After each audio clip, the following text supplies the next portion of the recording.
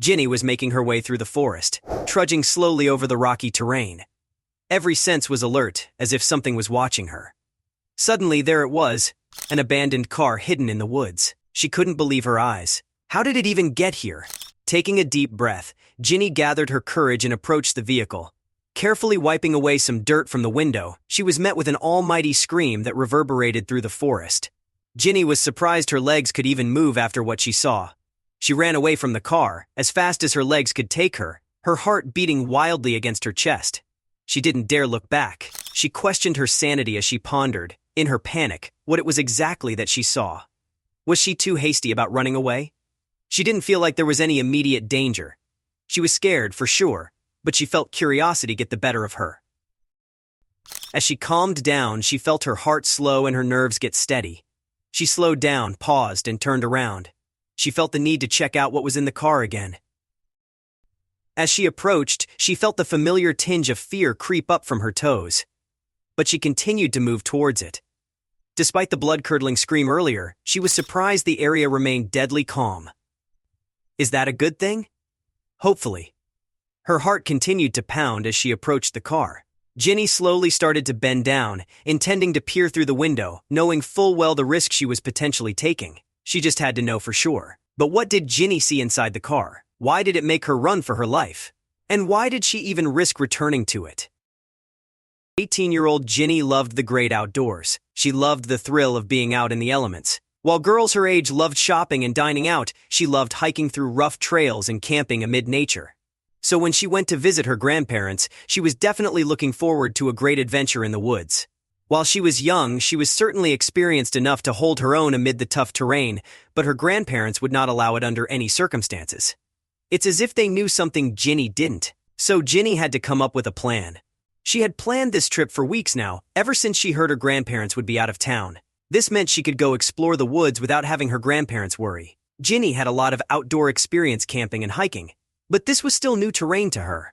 The site being completely unfamiliar meant there were a lot of things that could go wrong, so she had to be extra careful and prepared. She had been looking forward so much to exploring this forbidden area of her grandparents' woods, so even if it felt like a big step, she wanted to go ahead and do it. Instead of planning just a brief foray into the woods, maybe a day trip or an overnight camp out, she wanted to really immerse herself. Sleeping in the forest would be dangerous, and she had no idea what she could expect, making it even more dangerous. But she had made up her mind, and she wanted some advice on her adventure. Given the risks of her upcoming adventure, Ginny felt she needed to at least let one person know that she was going on this trip, so decided to tell one person about it, Dave. Dave was a strange guy, and Ginny always had an odd feeling about him. She thought he had a crush on her, but Dave had a lot of experience hiking in the forest, and Ginny figured she needed his advice. So one day after school, she saw Dave sitting outside alone, and she approached him. Ginny told Dave about her plan, and a smile broke across his usually expressionless face. Of course, he wanted to help her out. They decided to meet in the library to discuss Ginny's plans and learn about what she should and shouldn't do. But for Dave, there was something else that he wanted. Dave told Ginny everything that he thought she should know to prepare for this hike. But he also expressed that he was quite scared that Ginny would be out there in the woods alone. So when they stood up to leave, he turned to Ginny and moved closer to her. "I think it might be a good idea if I join you out there," Dave said. Dave moved even closer to Ginny, and while she knew that he meant well, Ginny felt this was something that she had to do on her own. She told him she appreciated the offer but assured him that she was going to be fine. Ginny was kind of freaked out. She wanted to do this trip on her own. And definitely not with Dave. She already had a bad feeling about him, and she didn't trust to be with him alone in a forest. Ginny moved away and tried to brush off the awkwardness of the situation. "I'll be fine, don't worry." Dave didn't look too happy that he was rebuffed, and he asked if she was serious. But when he noticed that she really meant it, he left her alone. With that awkward conversation out of the way, Ginny went on planning her trip on her own, hoping Dave crash her adventure despite now knowing of her plans. Throughout the 3 weeks of planning, Ginny collected everything she thought she needed for the big trip. She bought a hammock, materials to make a fire, and just to be sure, she even packed a sharp knife. Ginny had secretly hidden everything under her bed, hoping that her grandparents would not find out. And when the day would finally come, she would be ready to leave immediately. She truly could not wait, and was raring to go on the day itself. That morning could not have felt longer. Ginny wanted her grandparents out of the house as soon as possible, but it felt as if time was going slower than normal. Then, Around 4 p.m., her grandfather finally decided it was time to go. They hugged Ginny and told her to take good care of herself. Then they left. Once Ginny saw that the car had left the driveway, she put on her hiking shoes and grabbed her bags. She double-checked if she had everything and took some fresh fruit from the fruit bowl. She closed the door, locked it, and stood still for a moment. This was it, her adventure would finally begin. The first part of her trip was quite easy. She knew this part of the forest quite well. She just wanted to go further than she had ever been, but she also knew she had to stay in more familiar surroundings during the first night. That seemed like a very smart and sensible idea. So when it started getting dark, she decided to make a little camp. Luckily, it was not that cold. Still, she decided to make a little campfire. She collected some dry wood and stones and made a small fire pit. Then, she grabbed her hammock and started setting it up. Ginny had brought some food that she could prepare, but it was not much. She had to make sure to find some more tomorrow. There she was, sitting by the fire quietly, enjoying the cool night air. But Ginny had a strange feeling. She was excited about this adventure, but she was also a little bit scared. She was all by herself, but it sometimes felt as if she was being watched. She never fully knew what the dangers could be of a trip like this. But the sound of the fire and the wind calmed her down, and soon she fell asleep. Only an hour and a half later, Ginny's sleep was disturbed by a strange noise.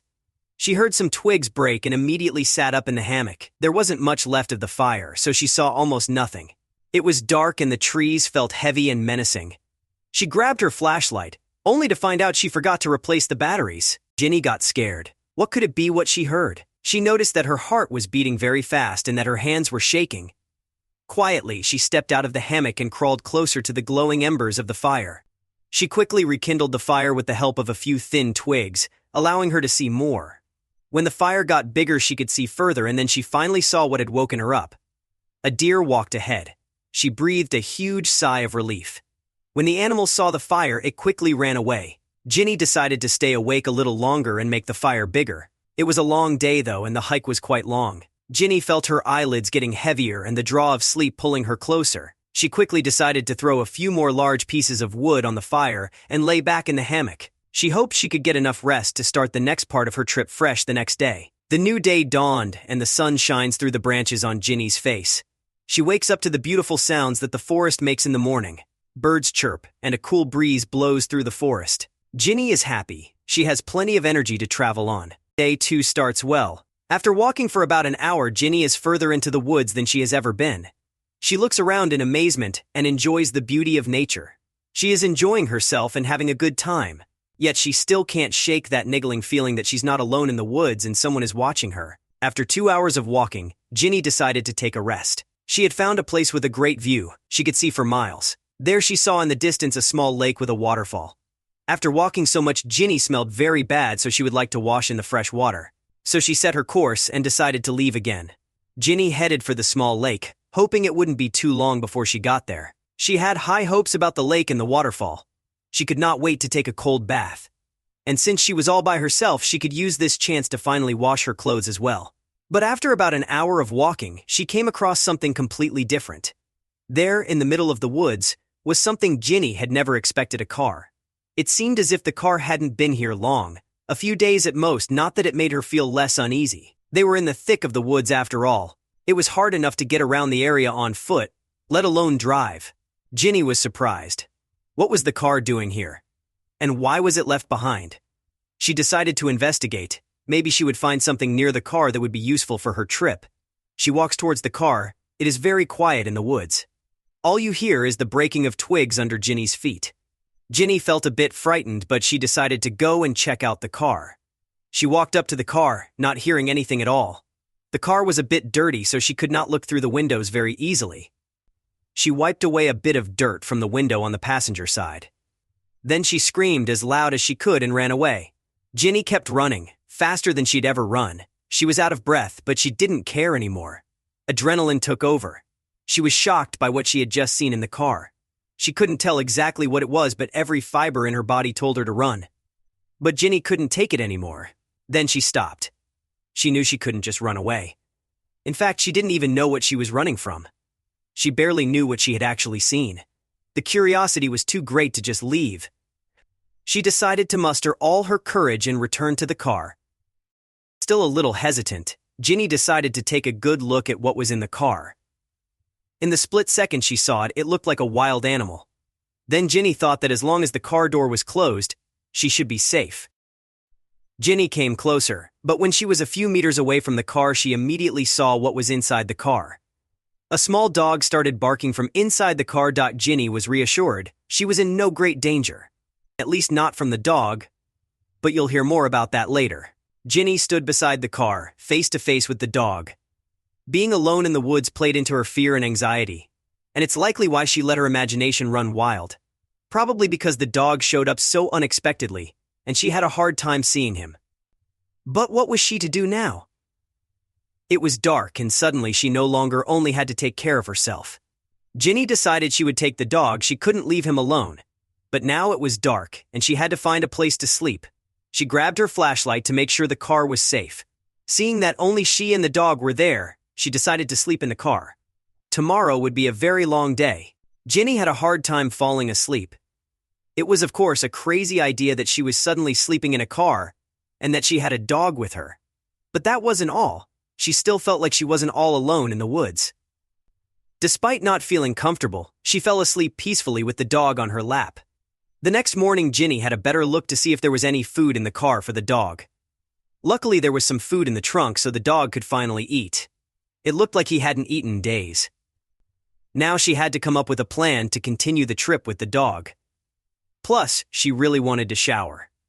She quickly decided that she wanted to stick to her original plan as much as possible, so she kept going in the same direction she did yesterday towards the waterfall. Not only did Ginny really want to shower, but she also desperately needed water for herself and the dog. And so it happened. Ginny continued on her path and the dog dutifully followed her until they came to the waterfall. Ginny was relieved. She finally had water. The water was clearer than she'd ever seen. She started to undress but then looked around startled. She still had the feeling that she was being watched. Ginny decided to stand behind a rock, where she felt more comfortable. The dog was now enjoying the water as if he had never swum before. When Ginny felt cleaner again, she decided to quickly get dressed and run off again. She had a long journey ahead of her, and what she didn't know is that the adventure had only just begun. After taking a lovely shower and collecting water, Ginny had the courage to continue the journey. Although she would like to discover much more, she had decided to go back home now with the dog. She was happy and started running a bit, with the dog happily joining her. But then disaster struck. The moment Ginny jumped over a branch, she slipped and landed in a nasty way. She screamed and immediately knew she had a problem with her ankle. There she was, all alone with only a dog, in the woods. She knew she would have to walk for at least another 6 hours, but she would never be able to if her ankle was broken. She needs help fast. Ginny is panicking. How can she continue with her trip? She can never come home herself.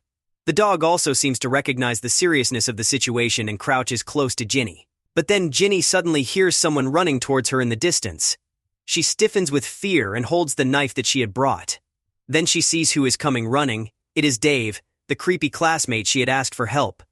Many thoughts run through Ginny's head. How could he be here all of a sudden? Did he follow me? Has he been watching me constantly? But before she knows it, he's sitting next to her inspecting her ankle.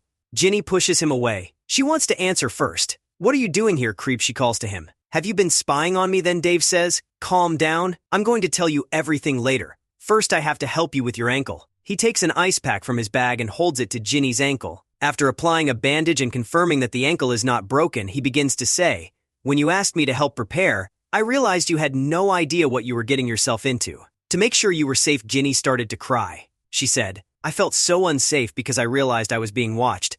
That's your fault." But then she added, "But I am very grateful that you are here. Without you, this would probably have ended very differently." Fortunately, it didn't take long before she could walk again, and so they continued their journey home together. Now, Ginny had a beautiful experience, a dog and a good friendship from this trip.